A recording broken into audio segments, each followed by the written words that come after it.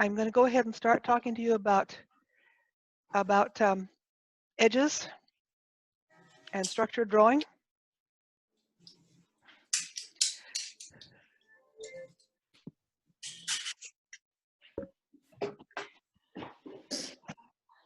So I have this painting up here today to show you what I did about edges in this painting because it's completed, and I'm thinking that maybe I'm going to start out with this one, then I'll show you another one, then I'm going to show you a video, then I'm going to show you some pictures, and then we're going to do a demonstration together. And I'm really hoping that after all of this, you'll understand this about the edges. So let me get this close-up going here.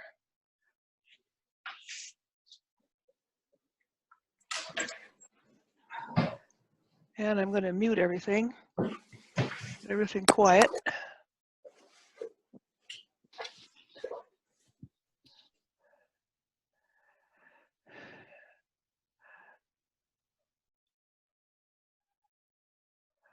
Okay.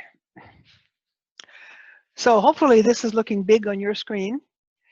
And here's my little dog. Anyway, you can see that this rose is very well defined against this dark background. Now there's two reasons that I've got this one very well defined. One of them is that this is the focal point, this region of the rose, the focal point, and this is one of the focal point roses.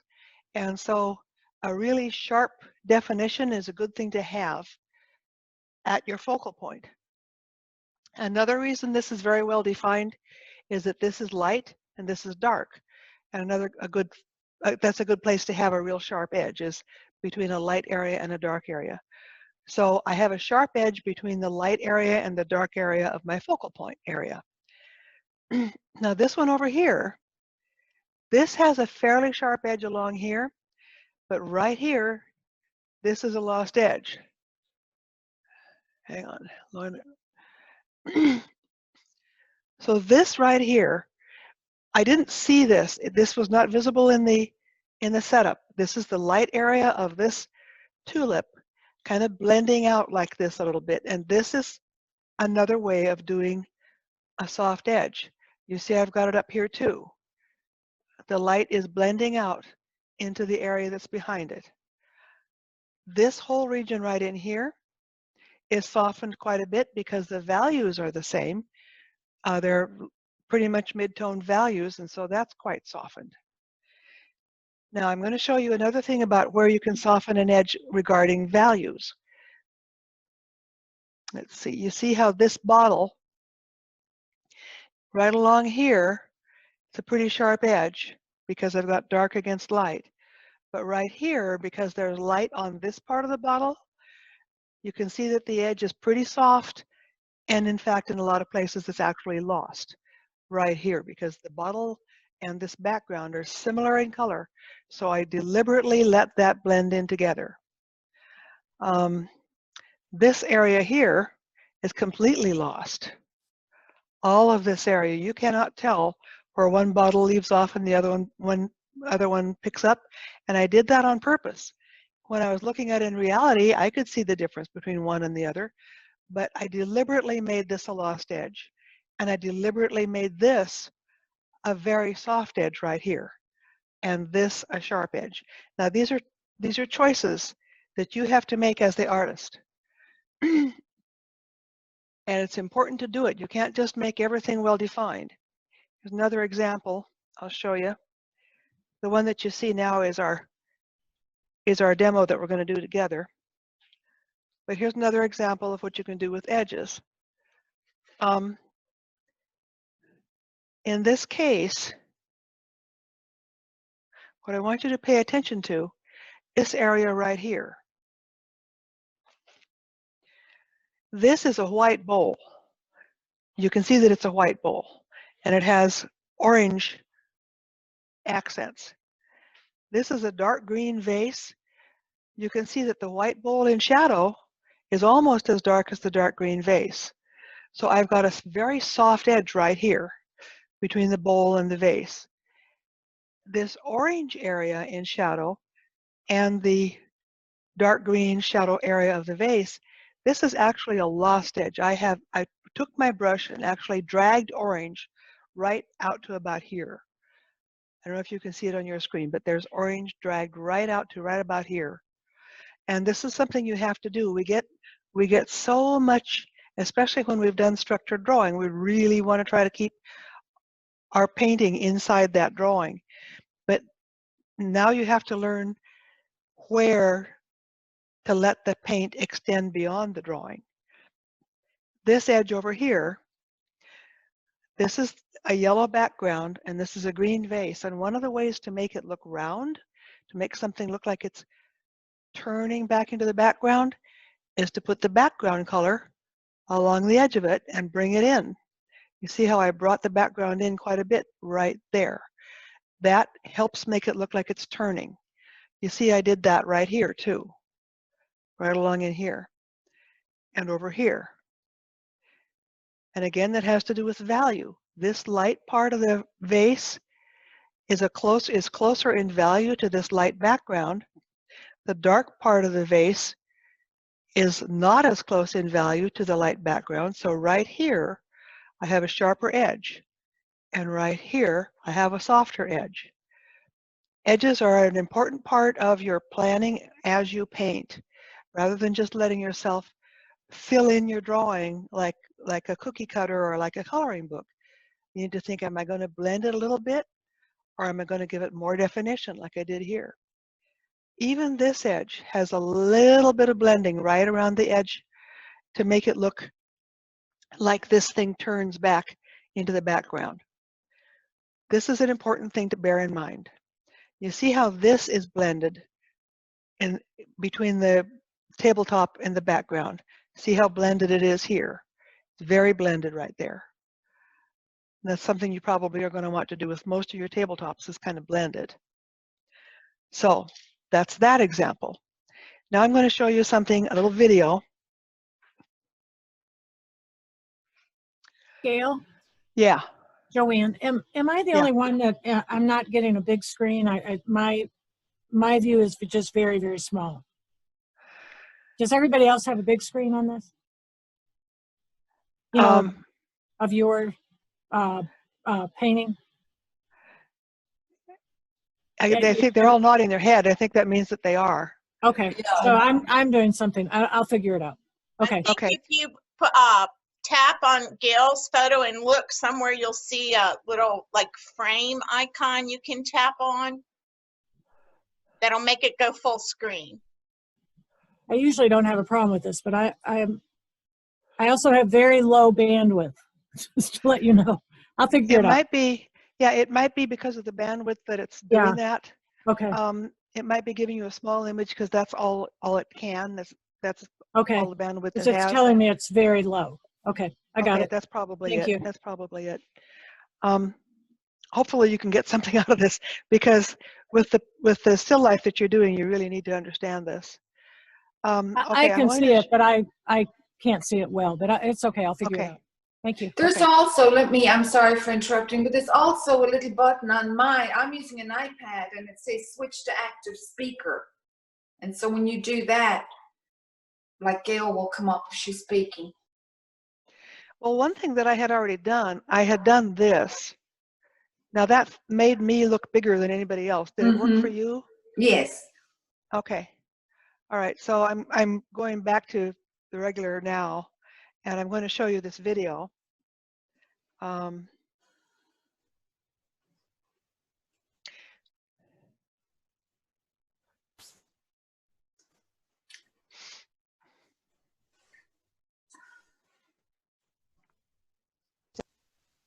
Just the brushstroke itself is saying, this is exciting. Okay. Here's another concept I want you to understand. We're going to talk about incorrect brush technique for a minute. Oil painting is not about staying in the line. You won't be drawing the outline of an object and then filling it in like this. Say, for instance, I'm going to do what you're not supposed to do. This is a cat. You're not supposed to first hold the brush like a pencil and try to draw this real careful little circle of a cat face, and then put little ears on it, like that. And then try to make it look like you've got a circle for an eye. And then try to make it work to have a circle for another eye. You know, I can't even really do this without using my arm because I'm so used to using my arm. But a lot of times people try to just use their fingers, and that doesn't work. So you already know that's not going to work. Here's the next part that doesn't work. It doesn't work to try to then fill it all in the way you'd fill it in if it was crayons and you were doing a coloring book. Because remember, oil painting is not like coloring in with crayons. It's completely different. And if you try to fill this all in like a coloring book, it won't have that really nice, juicy look that an oil painting is supposed to have. It'll look kind of labored and sort of dry, and it'll just look flat. It just won't have any life. When you paint like that, the paint winds up thicker in the middle and thinner at the edges, because of the way the brush works. As I try to get right up next to the edges, I'm going to wind up with thinner paint there. Instead, the paint should overlap at the edges like this.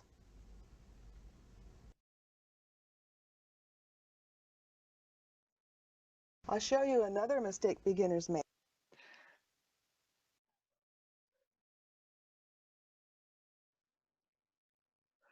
Okay, all right, so there was my video about that, and about how you're supposed to overlap the paint. I'm showing this to you in several different ways in order for it to maybe sink in. Okay, now I'm going to show you some pictures. I showed you a couple of paintings about how you can get lost edges, but that works in photography too. I've got two pictures I want to show you.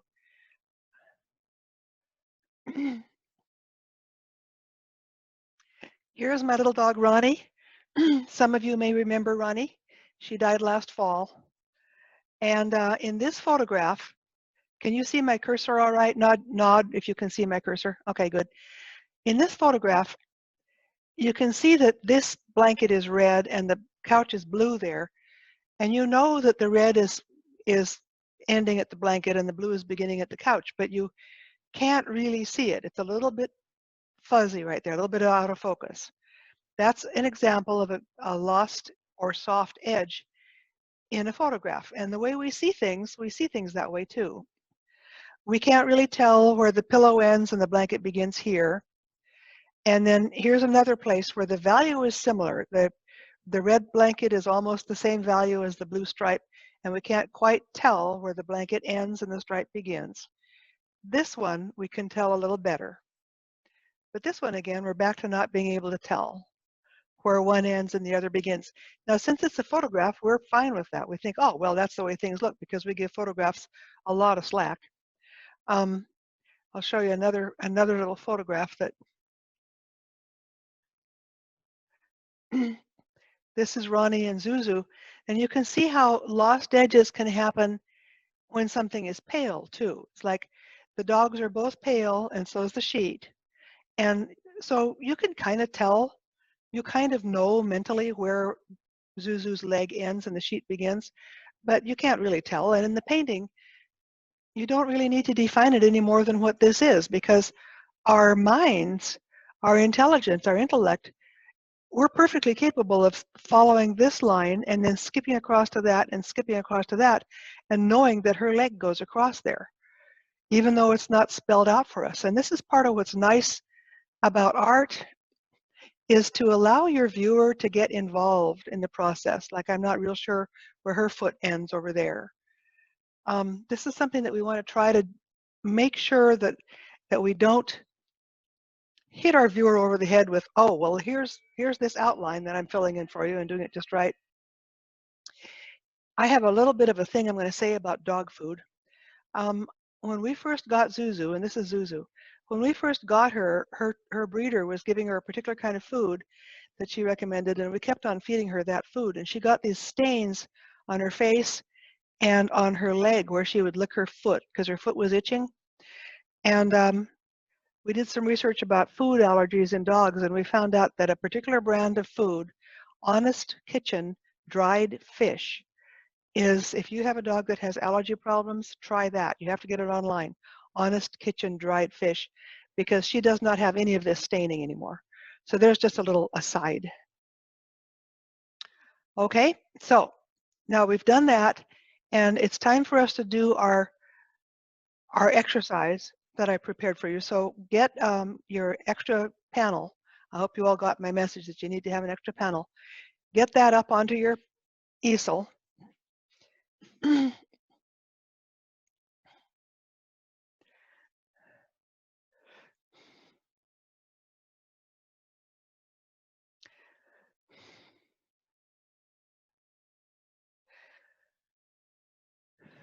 Excuse me, should it be white or can it be slightly colored?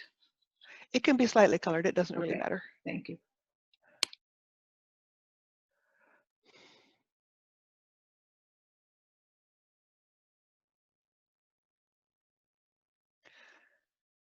Okay, I think I've got that squared away.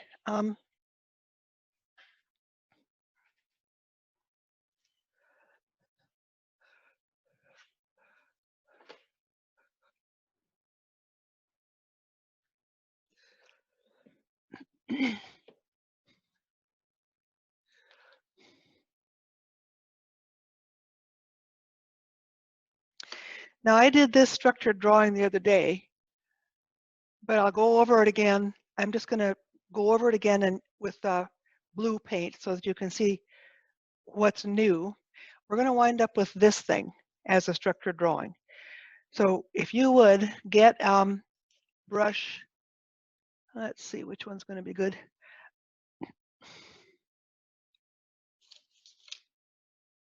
I managed to get blue paint all over everything. I don't know how that happened, but this brush right here, see what it's like with my little finger? It's this one's a number 4, Filbert. It's a Filbert, and it's good for drawing. The very first thing you do, let me make sure you're all ready.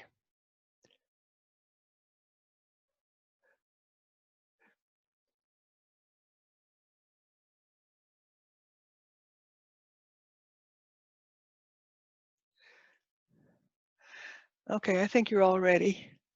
I'm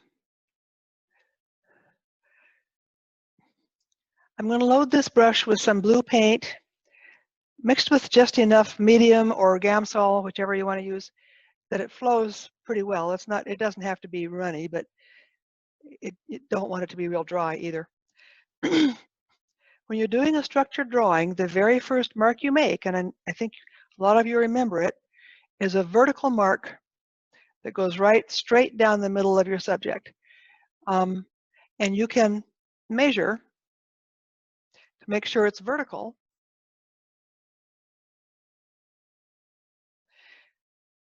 Did you see how I did that mark? I held the brush like this, everybody. See how my hand is like this? The brush is pointing to the ceiling. I'm using my arm to make it go straight down. So make a vertical mark on your page. You can measure it to make sure it's vertical by measuring this, measuring it down here, and make sure it's the same distance. Scott laughs at me when I say make sure, because they're at his job, they're telling him to make sure of things, and so we have lots of jokes about that, but that's what I want to do. Let me see if you're doing it all right.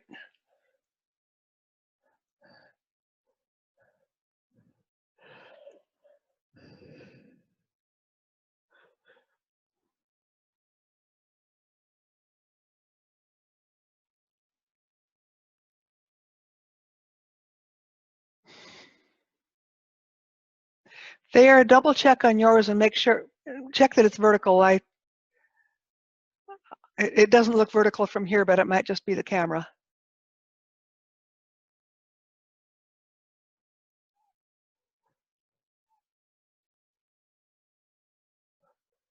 Okay, I think we've got it. Now, can you see what I have? Maybe you can't see it in my picture here. Yeah, it looks like it's not vertical, but it might just be the camera angle. So just measure from the edge of your canvas and make sure. See, I said it again. Be sure that it's vertical.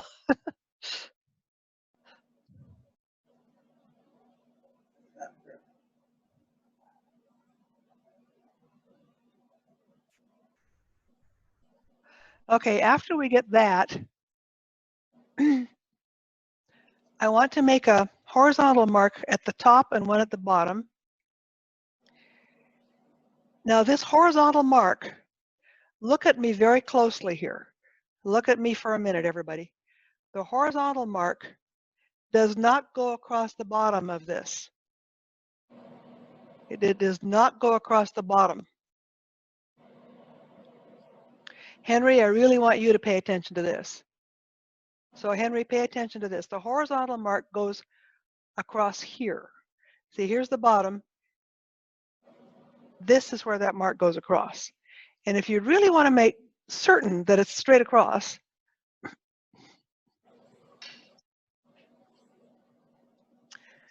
I use a T-square. Simplifies my life.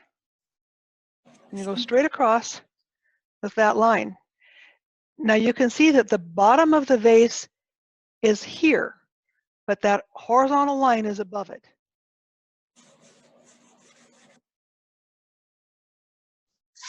Henry, did you notice that? Wave at me if you know. Okay, good.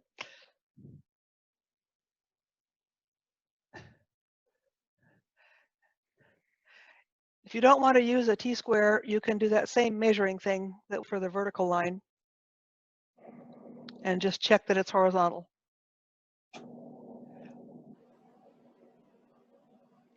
Then you give yourself a horizontal line for where the bottom meets up with the body of it.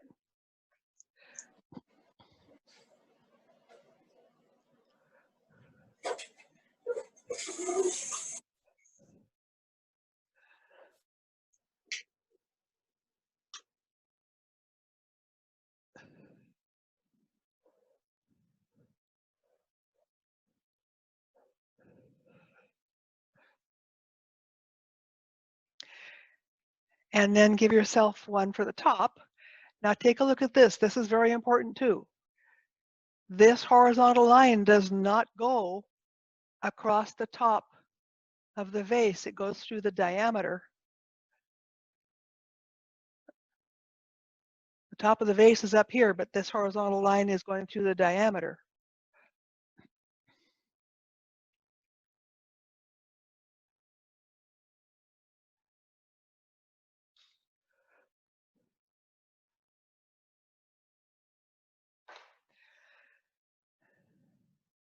Now, after you've done those lines, if you want to, you can go ahead and draw an outline of the right-hand side of your vase. So just do the right-hand side. Start at the top horizontal line. Make the round shape. And then end at the bottom horizontal line. So what I have here is just this shape on the right-hand side.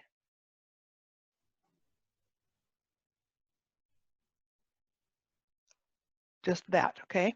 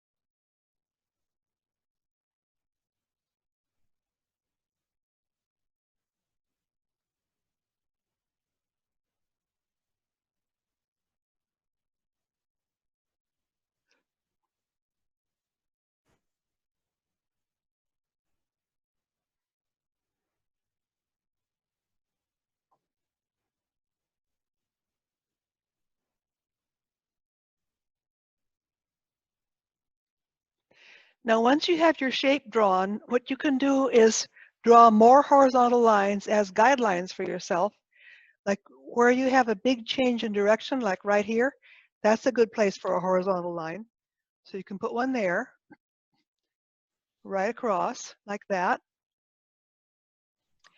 And then this width right here, you can put as many horizontal lines across here as you need to, because what you'll be doing is measuring how far out this goes to get the same size on the other side.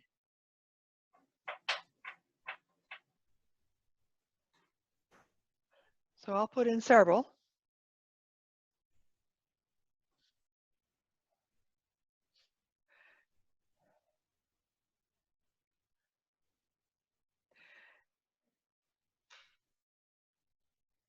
I think I'm done with my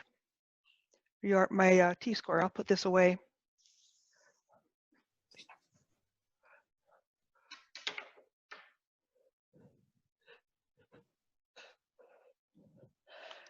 So after I've done all those horizontal lines, I can measure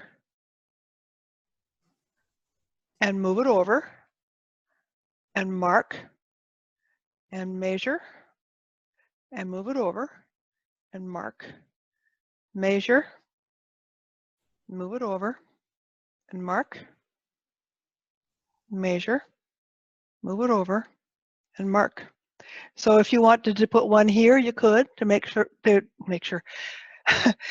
be certain that this curve is the same on this side. You might want to measure this one and move it over and mark it, just wherever you think you might want to do that, so that you can get it equal on both sides.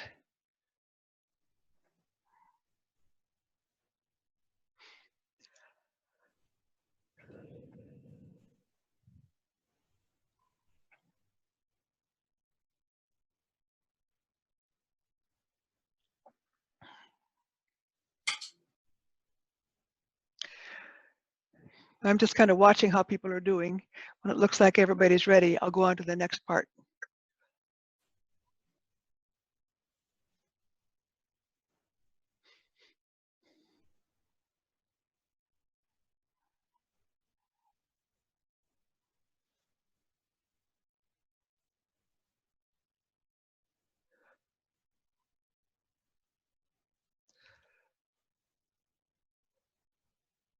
When you've got them all marked, just join the dots.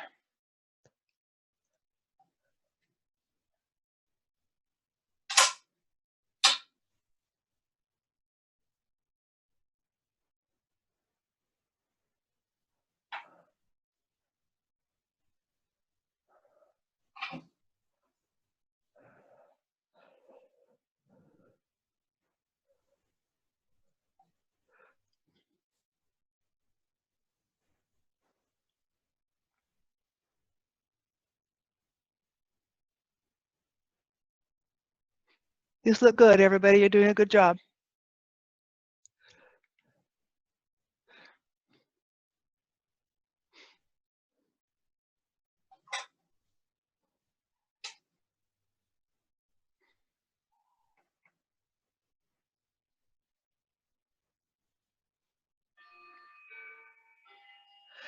When you have those dots joined,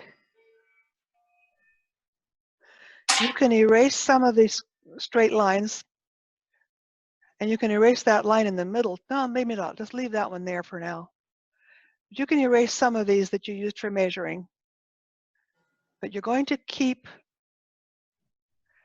the lines where you have a big change in direction, like across the top, across the shoulder here, across the bottom, and across the foot. Keep those lines because you'll need them for the ellipse that you'll be drawing. So you see how I have my horizontal lines erased now, except for the ones for where I'm going to be needing ellipses.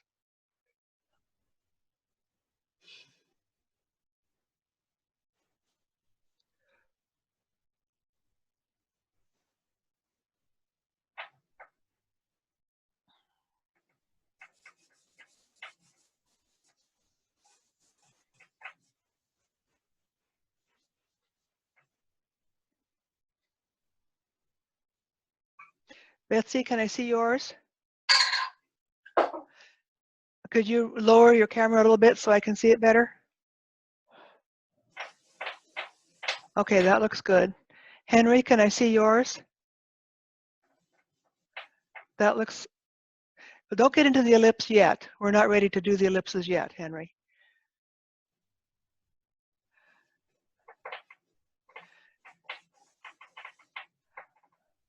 Okay, everybody look at what I'm showing you now for a minute. Really look closely at this. Now we'll be doing the ellipses. This ellipse for the bottom, the wide part of the ellipse is at that straight line that we drew. We now need to make the ellipse come down here to the bottom of the object, and we need to make it be a real ellipse all the way around, like that. Go ahead and make that ellipse now. Now remember, ellipses don't look like this, and they don't look like this. You have to learn how to do an ellipse. It's important that it's a little bit wider this direction than it is at the ends. And it's important that these little curves are curves and not points and not straight lines. So we make an ellipse right here at the bottom of our object.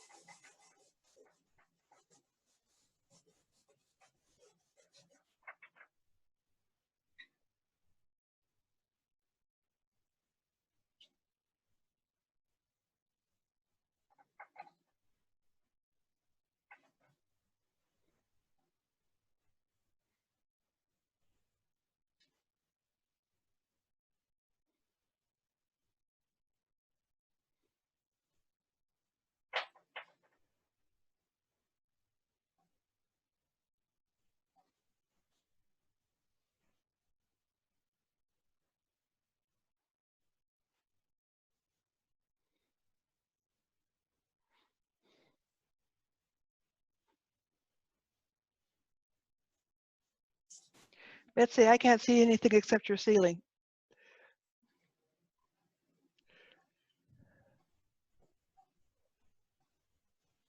Can you see better now?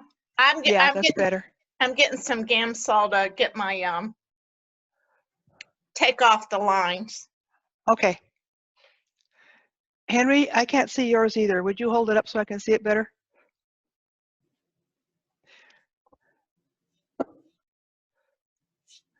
Okay, would you please erase the ellipse that's at the top? We're not doing that yet.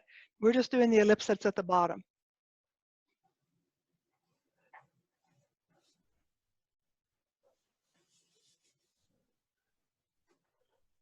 Okay, once you've got that ellipse on there, erase the horizontal line and erase the back part of that ellipse.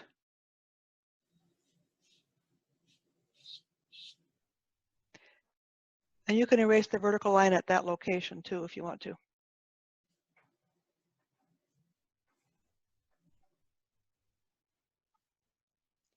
You see how once you get those guidelines off, this object looks like it has roundness to it.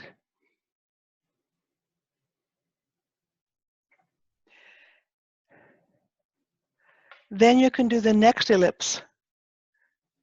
So take a look at me here, everybody. The next ellipse is associated with this change in direction right here.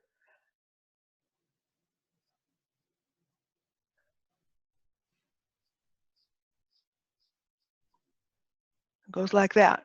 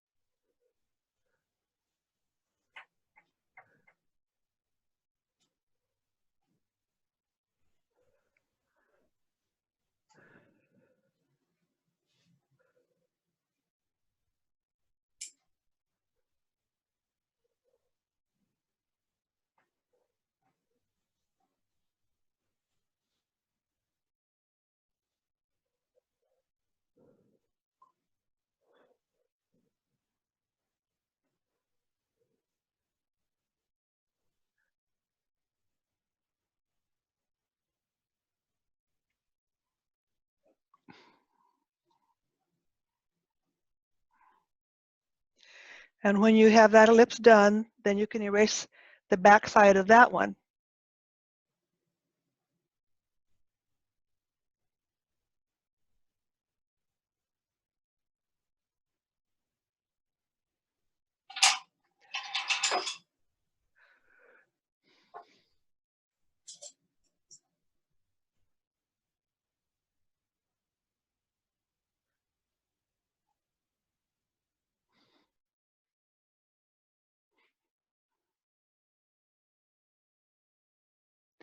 Now I'm going to erase the rest of my vertical line up till I get to this ellipse right here that I'll be drawing.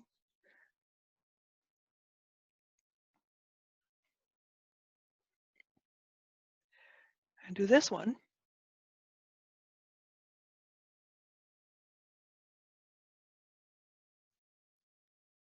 Now you see how at this point it's a little bigger in the front than it is in the back. Henry, that's important for you to pay attention to because your ellipse that you had at the top that I made you wipe off was bigger in the back than it was in the front. Ellipses need to be a little bigger in the front than they are in the back. You see where this center line is right here, and this ellipse is a little bigger in the front and a little smaller in the back. So.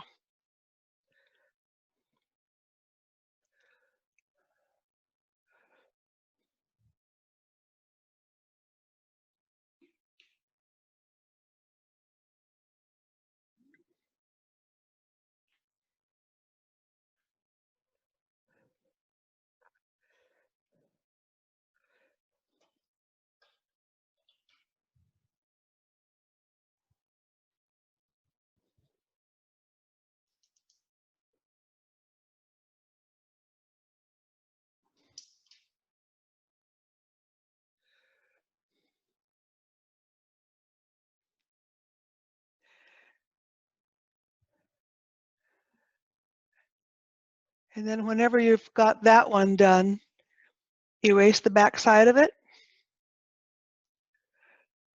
Erase that horizontal line.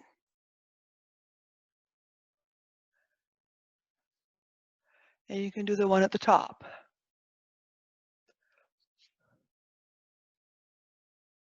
That's this one.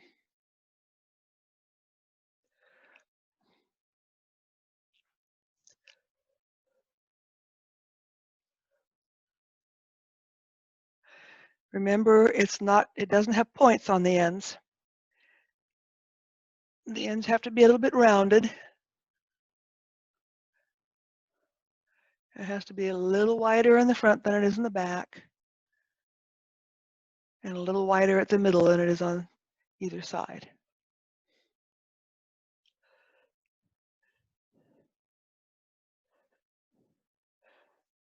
And then erase the rest of your guideline.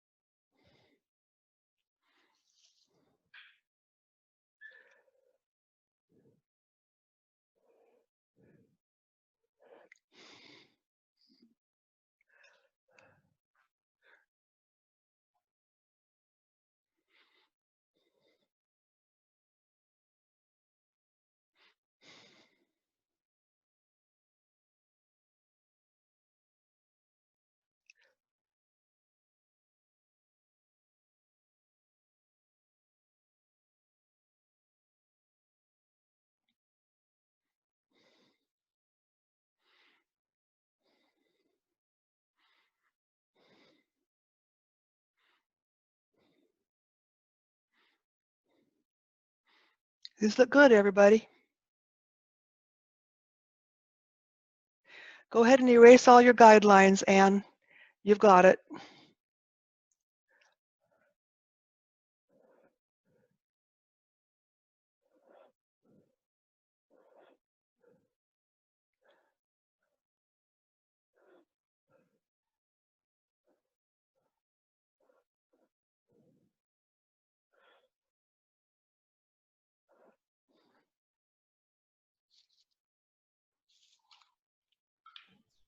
Gail, Joanne. Yeah, yeah. Are we doing one in the middle of the vase here, the fat part of the vase? Only if you want to. If you want to do an ellipse across that very fattest part of the vase, it will help you in your shading. It'll be Okay. a guideline for your shading. But make Great. sure that it's a really kind of fat ellipse for that fat part of the vase, you know? Okay, and bigger on the bottom than on the top? Yeah. Yep. Okay. Okay.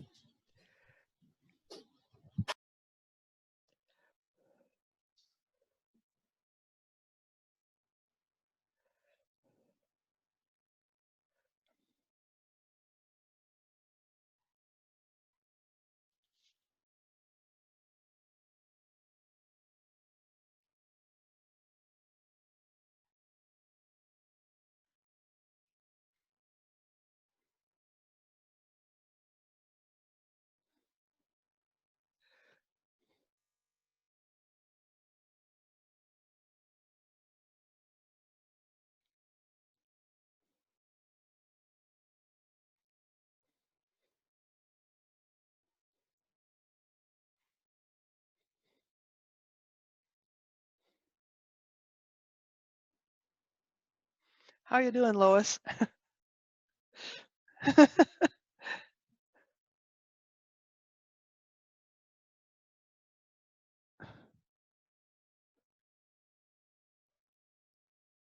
Yeah, that's beautiful. Beautiful. Oh, I appreciate your being a good sport and doing this with us.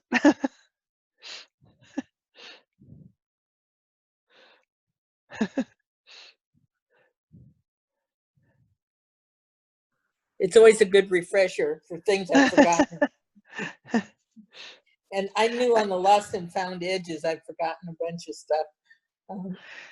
Well, I'm going to show some technique for lost and found edges that I think it's oil technique, but I think you'll be able to easily translate that to watercolor and do the rest of this exercise.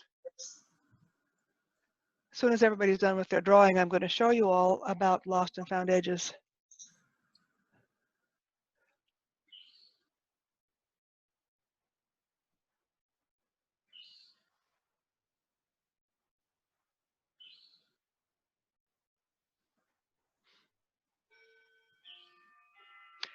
Okay. Now you've been using this brush.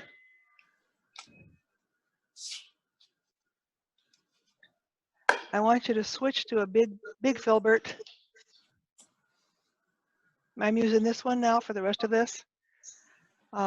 This is a number 10 filbert.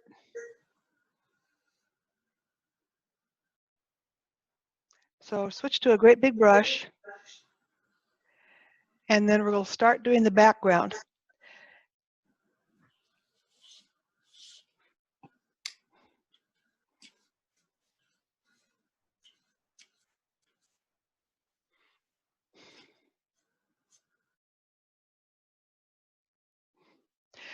The background is just going to be brown. So this will be a blue vase with a brown background. And what you might think that means is that we're going to color brown all the way around this, but we won't. Of course we won't, because we don't do that. I'm using transparent oxide red, and you can use burnt sienna if you want to, if you don't have that. So I'm thinning this with a little bit of my Gamsol. I think I'm going to use a little bit of my medium also. I want it to flow nicely. The first thing I'm going to do, I'm going to figure out my light source. I had already decided my light source is going to be coming from here. So the light will be here. There'll be a lot of light on this area right here. There might be some light down here. There'll be shading over here, and there's going to be a cast shadow over here. So I start with the background, and what I start with in the background is going to be the cast shadow. So this is my blue without any white added to it or anything. It's just, I've just loaded my brush with it. I mean, this is my brown. Now, watch this. Everybody look right at me here for a minute. You're all looking at me? Watch what I'm doing. I'm taking the brush like that. Okay, let me zoom in real close so you can see that.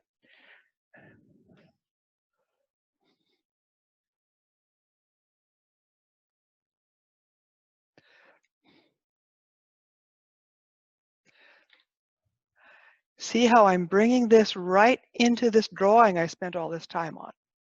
See that? You have to do that.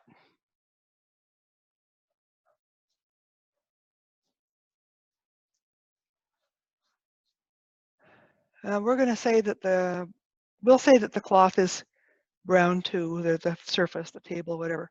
So I'm just going to bring this brown all the way in to this drawing that I spent all this careful time on. You have to do that. You won't want to, but you have to.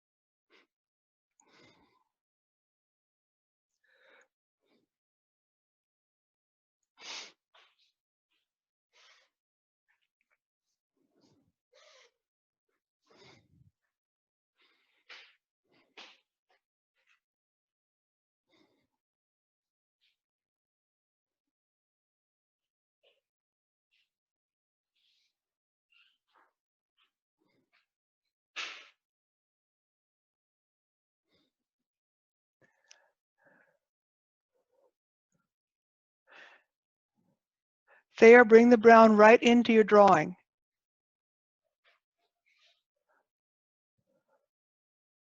Cover up your drawing with that brown. Yeah, that's right.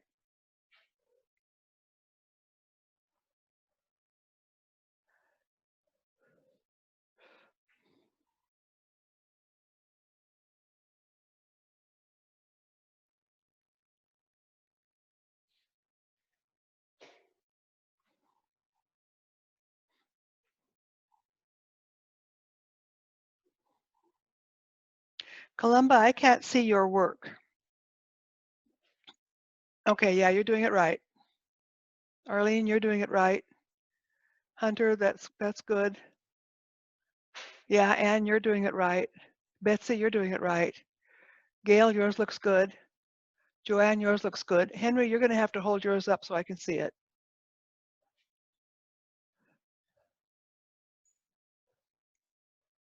Yeah, that looks good. Okay, so now I kind of made this shape like this so it would look like a cast shadow. A cast shadow joins the object. Wherever the light comes, the cast shadow picks up right where the light ends. So I've got this cast shadow. There's going to be a cast shadow down here. Now I want to start adding some white to my brown. And I'll start working my way over to the lighter part. Beginning here. Let me see, I might have added too much white. You know how I do that? I make a beginning and then I test it and see if I like it. And I think that's going to be too light. So I'll reincorporate more of the darker brown. And you see how I'm doing this? You see how I'm covering up my drawing? See that? That's what I want you to do. And now watch this. I'm also going to blend, watch this everybody. I'm blending the lighter brown in with that darker brown. See that? Just by going back and forth over it like that. So I'll work my way up a little bit with this lighter brown.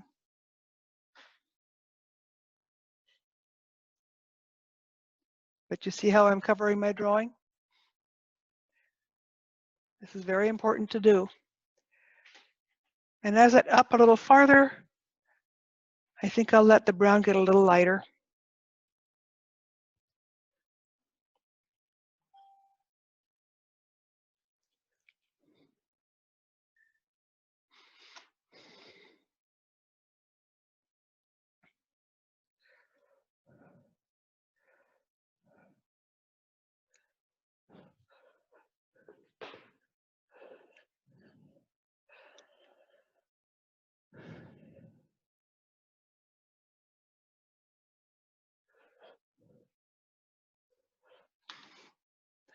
So I added a little bit of white to it, but I'm doing the same thing. I'm just painting right over my drawing.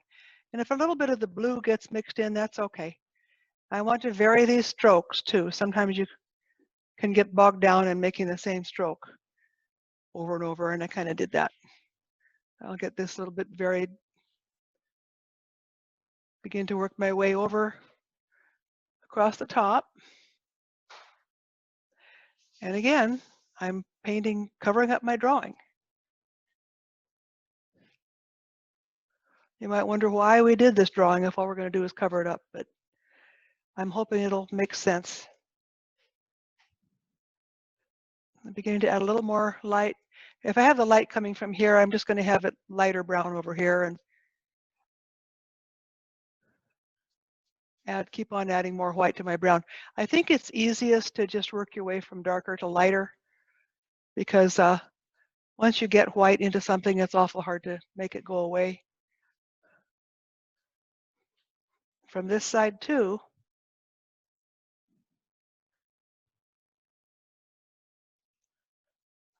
covering up my drawing.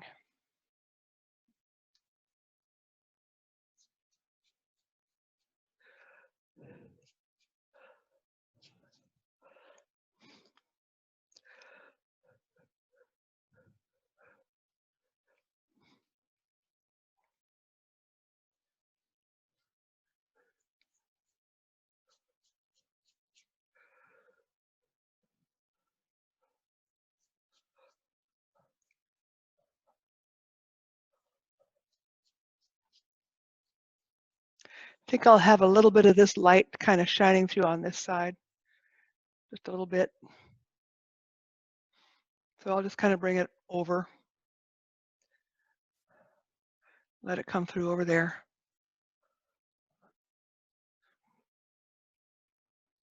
And now I'm going to start darkening this again, work my way back down away from the light, but covering my drawing.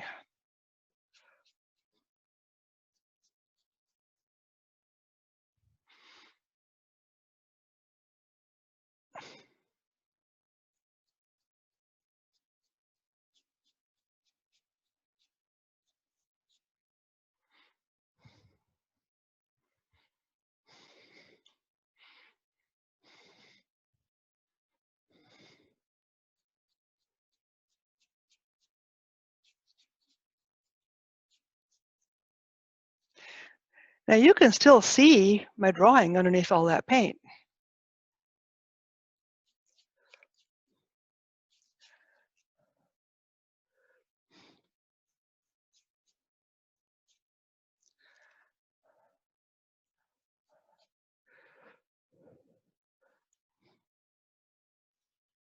And for the table, I'll just use strokes that are more horizontal so it can kind of maybe look like it's a horizontal surface. I'll get it down here so you can see it like that.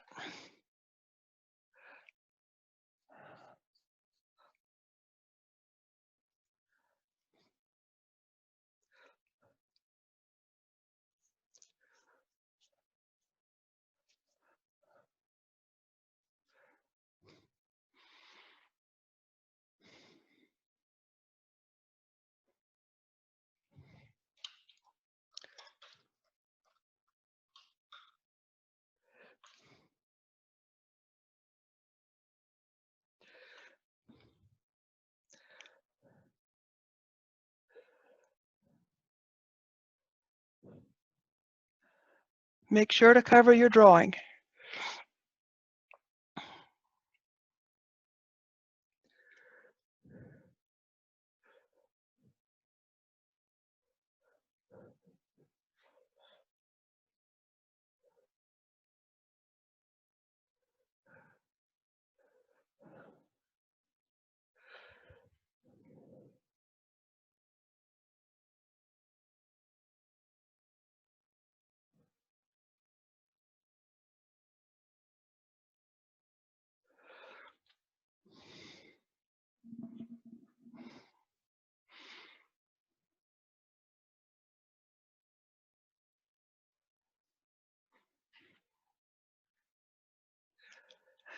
Lois, what I think you could do with watercolor, because of what we'll be doing next, I'm going to make a lost edge here between, this thing will be blue, and we'll have a lost edge right here between the shadow, the brown shadow, and the blue object.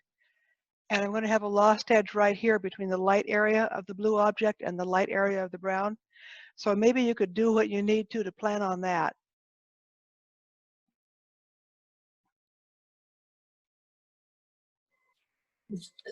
So the light is on the left side, and are there going to be really light highlights on it that I need to save? If you make it, yeah, if you want to make it shiny, we'll have a highlight here. It's going to Okay. go from light to dark. It won't be glass, but it's going to be shiny glaze. So light to dark like this, kind of following these curves that I've got indicated in here.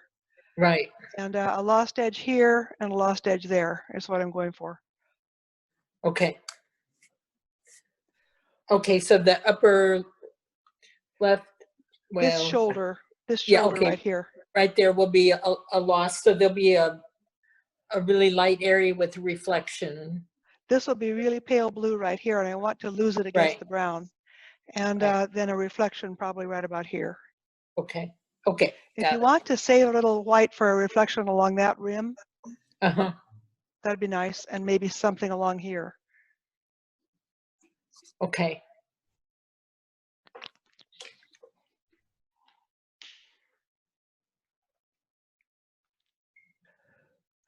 All right, these look good, everybody. Wave your hand at me if you're not ready to start with the blue vase. Okay.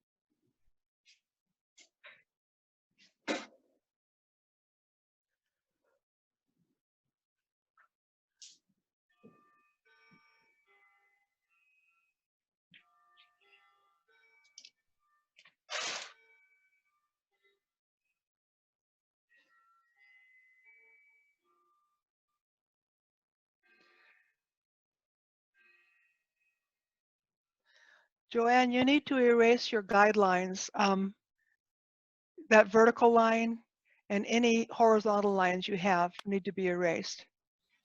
Gail, I Yeah. didn't realize that I grabbed a watercolor canvas. Oh. I don't know how that happened because I have just never kinda- watercolored. So I can't even get a lot of it off. Oh, okay. All right. Well, as long as you understand you're supposed to take it off, we'll just paint over it. I just, That's all right. I knew something was wrong the minute I started putting paint on it, but it's what I have. Well. Okay, got it. Okay. All right. We're going to start with the blue now. Everybody take a look up here. We'll do the same thing with the blue that we did with the brown. We'll start with the darker area. I'm going to start down in here where it's dark, and I'll start with just plain old blue, just ultramarine blue.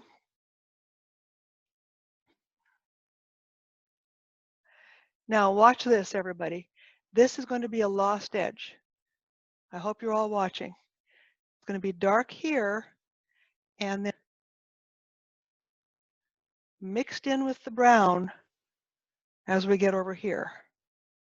And that way some of this shadow from the blue will make the brown a little darker.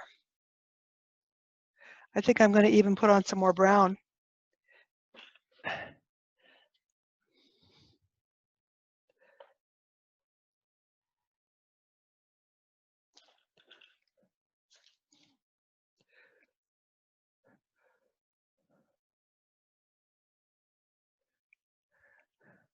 So I've got the shadow, the blue mixing in with the brown here, and it gets really dark.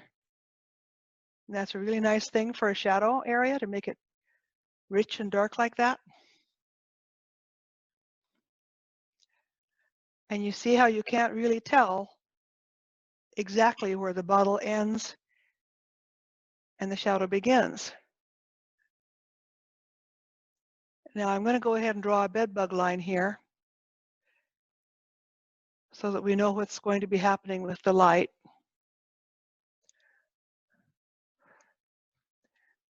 So I don't have to just kind of spring it on you.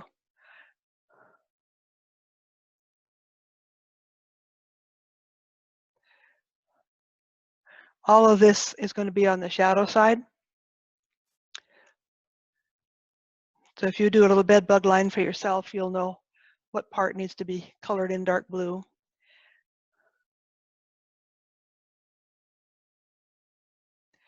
Now watch this as I get away from the cast shadow so that my value is a little bit different.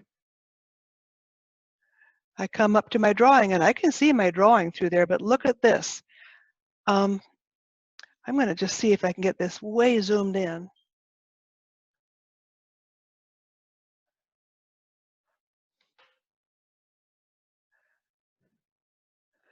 See how my strokes are coming in from outside, and they're little bitty strokes. See that? They're like little, I'll do it some more. And what they're doing is they're picking up some of that brown and bringing it into the side of my blue vase. See that? And that is what we need to do to make the vase look round. As it goes away from us, it begins to pick up some of the background color. That's how you make it look realistic. Why did I lose my focus? Come on, thing, you can do this. You can do it.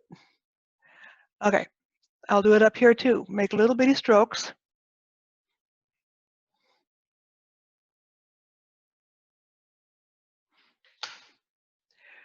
Little bitty strokes all along the drawing where I'm dragging some of that brown right into my vase.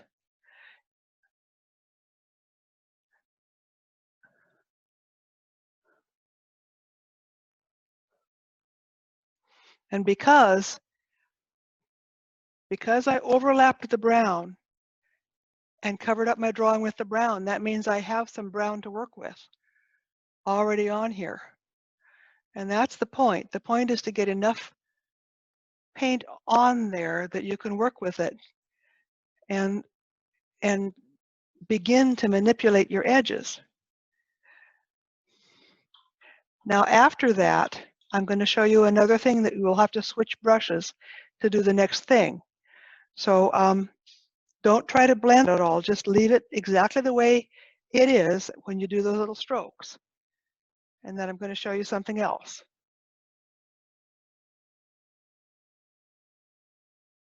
Different thing with a different brush.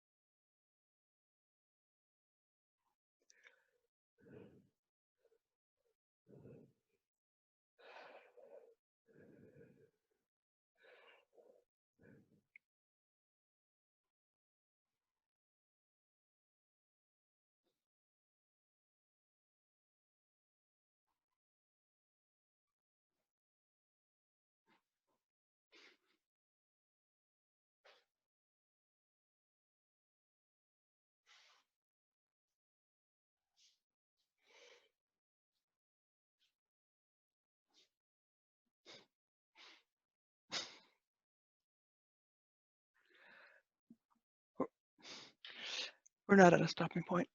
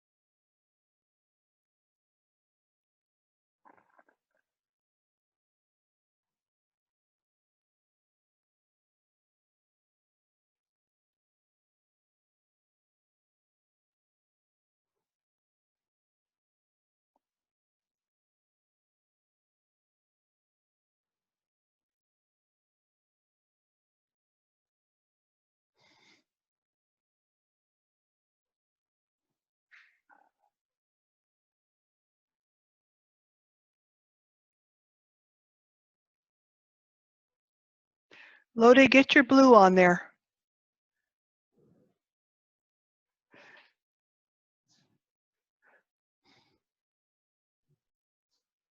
Gail, this is Yeah. Betsy. Yeah, Hey, Betsy. somehow I missed. Are we what? I don't know what to do next. I mean, I know I missed I because can't see your, you need to finish the brown all the way around here. You Okay, have dark brown here and then light brown, kind of lightest, the lightest brown is here. okay. And then mid-tone brown around like this. And then put blue all along here. Did you see my demonstration about how to do this edge? Yes, I saw the you were doing the Little bringing bitty the strokes. brown little tiny strokes to soften. Yeah. Now the main thing you need to do, and you might have lost your internet again, but the main thing you need to do is bring the brown beyond your drawing, cover up your drawing with the brown.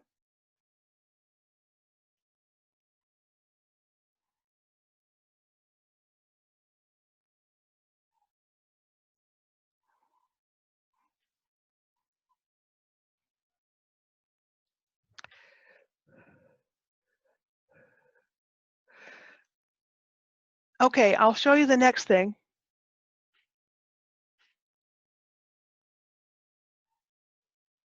You can use a fan brush for this part if you want to, or you can use any other kind of soft brush. So just kind of bring that along your edge in a very gentle way, and it'll soften out your strokes, those little strokes that you made. Just kind of take it along the edge like that.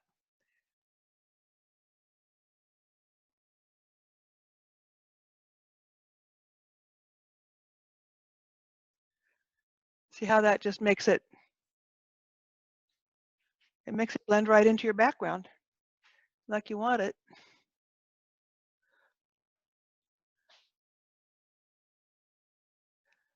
See how it looks kind of out of focus? That's what we want.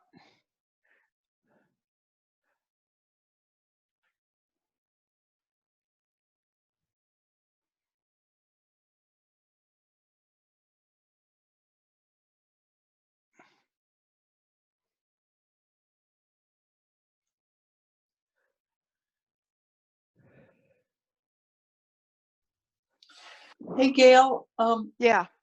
I missed what you were doing. Were you pulling like background towards the blue or the other way around?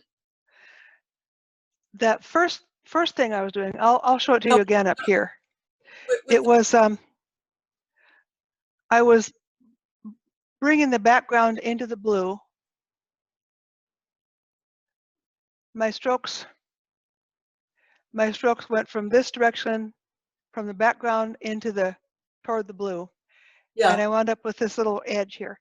Then yeah. what I was doing with the fan brush was going this direction, Oh, okay. smoothing those out. All right. Doing that. Does that make sense? Yeah, thanks. Okay. You're welcome.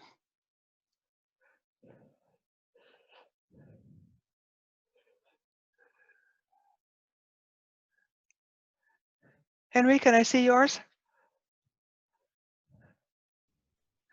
Did you put the brown all the way around the background, Henry?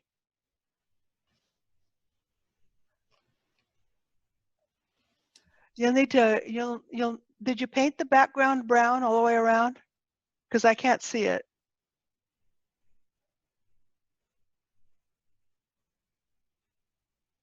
Hold it up close to me and unmute yourself so I can hear you. Okay, yeah, it was just glaring. All right, good. Yeah, thank you for holding that up. I needed to see that. Yeah, that's what I want. It looks good. Good job. Okay, good. Gail.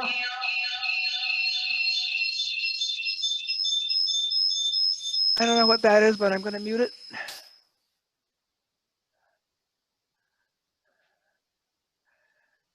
Okay, everybody, let's go to the next stage here, and I'll just show you the next. Right here, it's going to be real light, right in here, and it's going to be real light here. So this area and this area will be pretty light. Then I'll have some light down here. The rest of it, I'm just going to gradually get lighter as I go around across the form. So I'll show you, and then you can do yours.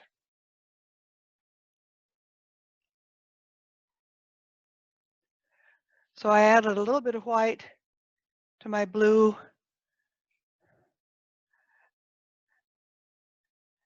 And these things that are shaped like this have more light right in through here. So I'm not going to just have the light follow this bedbug line shape. I'm going to make more light on that broader area of it in through here, like that. And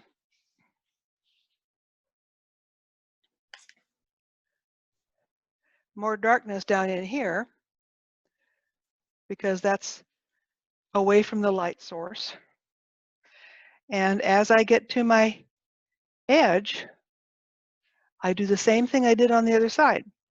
I make the little strokes, come in from the gray, come in from the brown into my painting. So some of that brown gets into the color of the blue vase.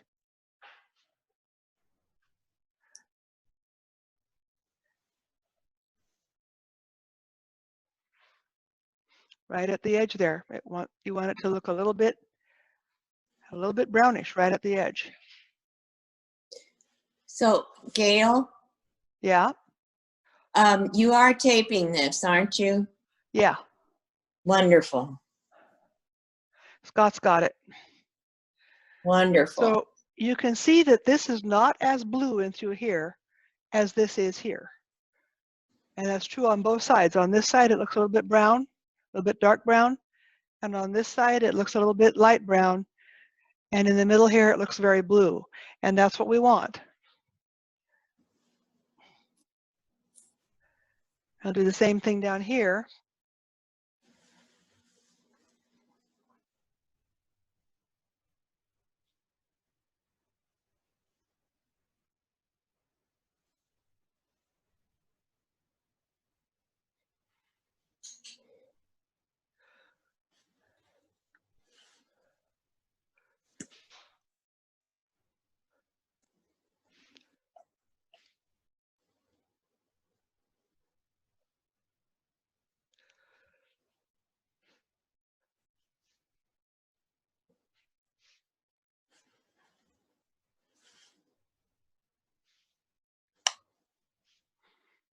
I'll bring my blue up around here.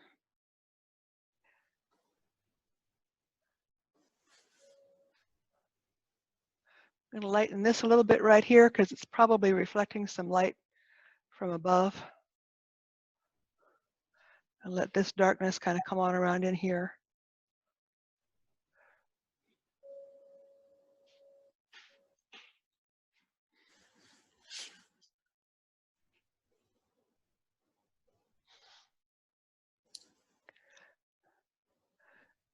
And the shoulder of the vase generally will have more light on it. So I'm just kind of letting this light spill out over the rest of the vase from the shoulder. I'll show you what I want to do here in a minute.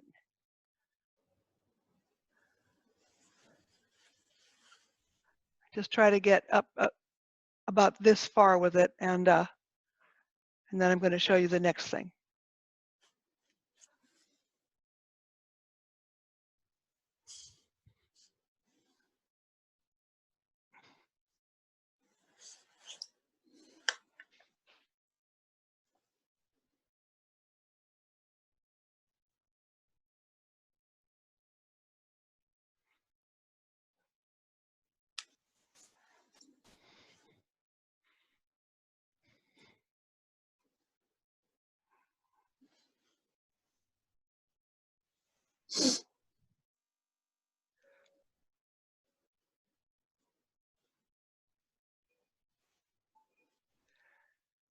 And there's a nice little light triangle up here.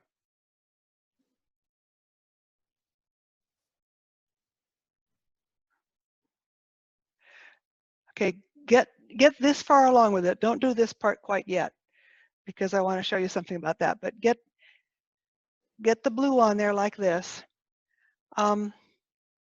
We should have had a break by now. So while you are doing that,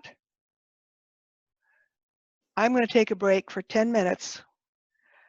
And if you finish up before anybody else is done, you can go ahead and take a break. And in 10 minutes, I'll come back and show you that last little thing I wanted you to see.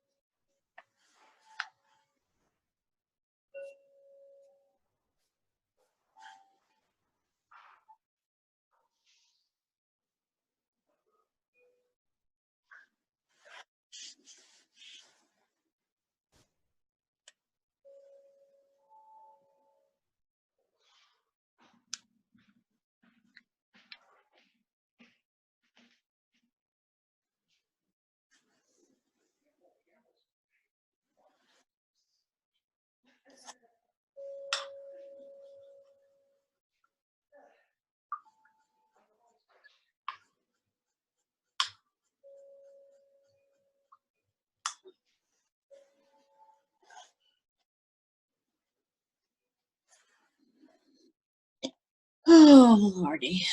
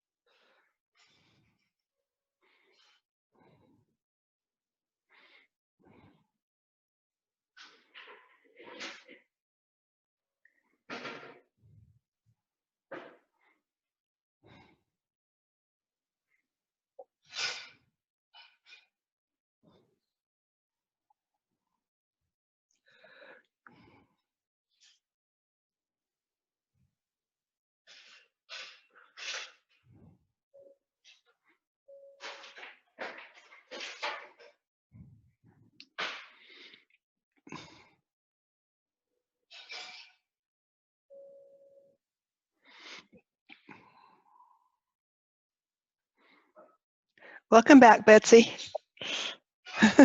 Well, I don't know what's happening, but I will come back as many times as I have to. Well, various people are having some trouble with their connections today, and I think it's because of the electrical storms. Oh, that makes sense. That makes Yeah. sense. Well, Yeah. I've also got a call into to Xfinity, but it's like a 45-minute wait. So, Oh. yeah, so I'm on one of those auto callback lists, but I won't keep bothering you. If I drop out, that's what's going on. Well, we do have, we are recording this, and Oh, Scott will have it uploaded later on today. Oh, okay, great. And so Oh. you were telling me when I lost you again, I'm doing the brown around the background with the lightest spot over in the left-hand Yeah. upper corner. But make sure to cover your drawing with the brown. Okay, bring that in all the way That's around. really, really important. Bring the brown over your drawing all the way around. Okay, I'll work on that. And if I lose y'all, I'll come back when I can. Okay. Is that We where just- everybody is right now, or are y'all on to another step? Everybody is on to another step. You're going to have to look at the video to get caught up. Okay, I will. Okay. Gail, I have a question. Yeah, This is Lodi. This is Lodi. Uh-huh. I know that we work. I know. I want to, understand the concept of learning all this is because of the edges, and Yes. we're trying not to do a really sharp edges all the way around that urn. But That's correct.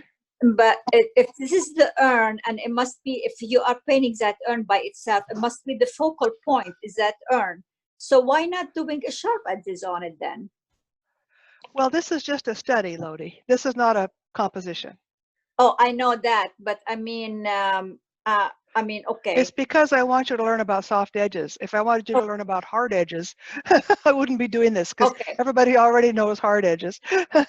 Okay, so if we have like 3-4 urns, for example, we're doing now, and there is one urn that is in focal point, and the rest of them are just behind it, not really the focal point.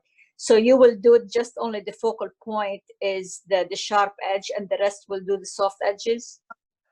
Well, no. I'll show you this one.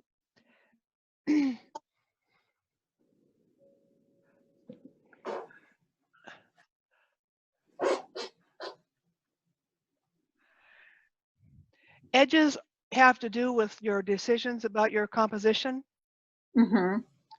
Let me get this straightened out better.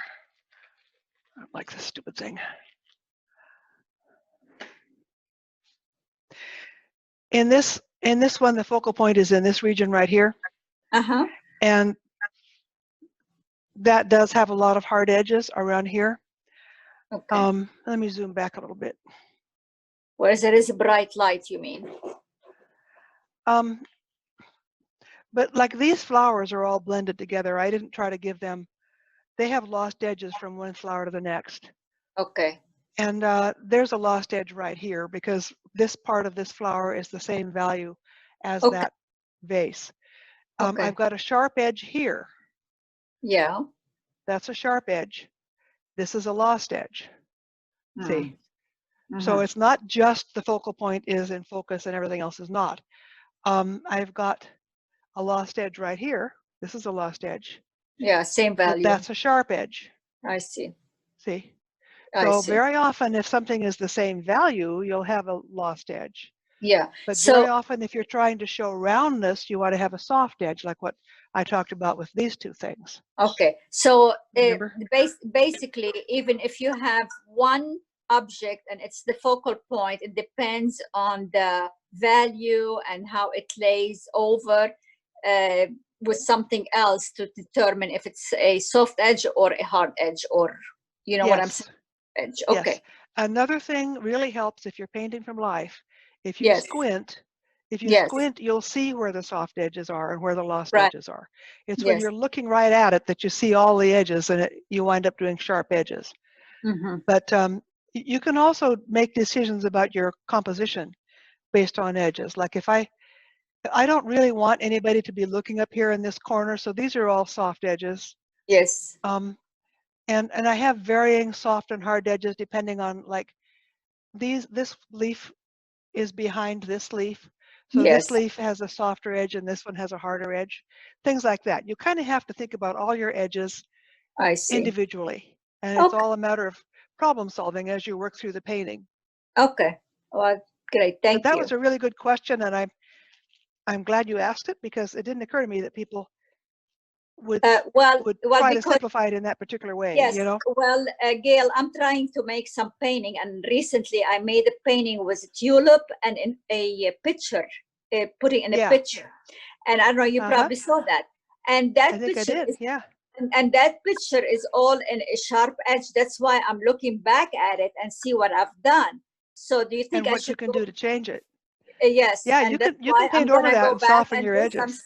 soften the edges. I see. Absolutely. That's why I'm asking you to determine what I should do and stuff like that. So you need to make your own decisions about where the edges should be soft and where they should be hard.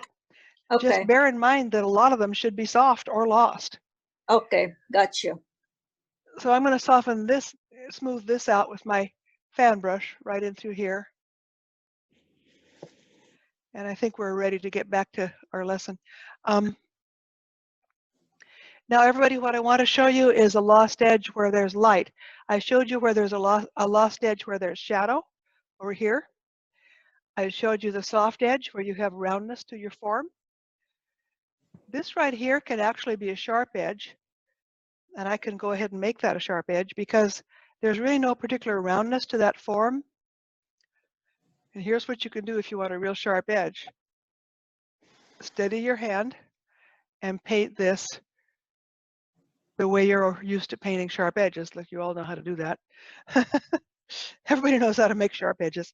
So now with the light area, I'm going to add more and more white. We're going to have a highlight right in here. But the shoulder of the vase, or whatever this thing is, will have light on it as well. And there will be light over here. So you see how I'm bringing that light blue, that light brown color into my drawing, and I think I need to bring a little bit more brown in right there. You see how I'm using these little strokes, the same little strokes I used on the other side, to bring the light brown color in so that it looks a little bit brownish over here. See that? And then you can sort of bring this out like that. I want to fix this. I think didn't cover up enough of the drawing here. Now, right here, I'll show you a lost edge in a light area. I'm going to try to get the value the same. The value of the blue should be the same as the value of the brown. And I just keep on going out. See that? So we get a lost edge. And then I can put the highlight. The highlight is still not quite pure white. Highlight can be right around in here. Now the way you can finish off the way these look, use your fan brush, or any soft brush will do this. You finish it off however you want, as much as you want. You don't have to finish it completely. It can be a little bit painterly looking, or it can be very smooth. That's your own choice. That's where people's different techniques and different voice comes in, is how smooth they make all this stuff. You see how I'm doing it pretty smooth with the fan brush. And you see how doing this causes this form to come out and have volume that it otherwise wouldn't have had if I just colored it in like a coloring book. I'm going to give it a couple little specular highlights. There might be one right here. Maybe there'll be one here. There might be one along here. And after you put that paint on there, so it doesn't just sit on the top, you can kind of move it around a little bit.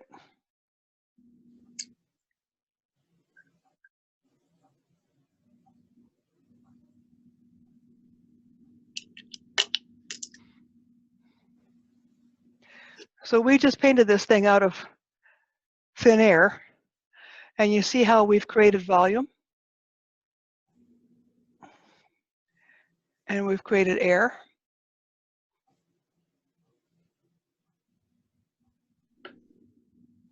And it looks like it has depth.